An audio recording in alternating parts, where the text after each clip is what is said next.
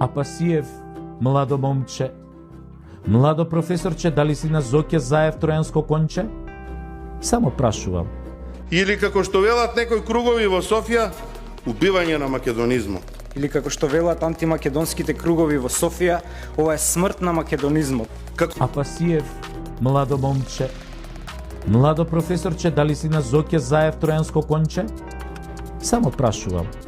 Како салама ги цецкаат и после тоа ни го прикажуваат како успех. Применуваат врзва салама тактика. Ве сецкаат на парчиња. Апасиев, младо момче.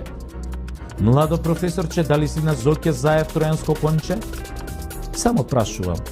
Колку пати како премиер побаравте Софија да спроведе барем една пресуда од судот од Страсбург, добиена од македонците против Бугарија? Имате 16 пресуди од Страсбур од Европскиот суд за човекови права. Немате ни една дипломатска нота со која барате признавање со цел да не сте им се мешале. Апасиев, младо момче. Младо професорче, дали си на Зоќе Заев тројанско конче? Само прашувам.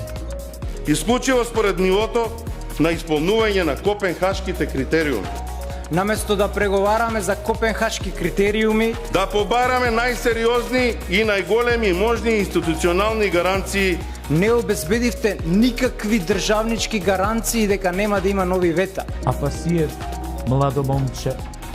Младо професорче, дали си на Зоќе Заев тројанско конче? Само прашувам. Ќе дадат правна рамка на истите тие негаторски политики, но во внатрешен правен сообраќај во Македонија.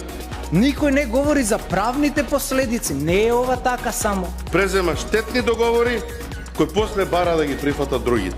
И сега се освестивте кога немате 2/3, ај сега ќе подадеме рака на опозицијата. Тоа е губитничка политика, лузерски процес. После ова мое излагање, ние немаме што повеќе да ви кажеме на темава. Нема да има други наши дискусии и дискутанти. Верувам ќе си останете сами, бидејќи никој од опозицијата нема да ви земе збор. Пред да ви се спушти завесата и да си одите кој по дома, кој по затвори. Ќе завршат на буништето на историјата, а некој од нив и во затвор, верувајте. Апасиев, младо момче. Младо професорче, дали си на Зоќе Заев тројанско конче? Само прашувам. Бугарските историски наративи за Кирил и Методи, Кресненското или Индилинденското востание. Ние ќе преговараме каков бил цар Самуил, каков бил Гоце Делчев, каков бил Илинденското востание. И ќе се правевте недоветни и зачудени. Вие сте недоветни да водите дипломатии.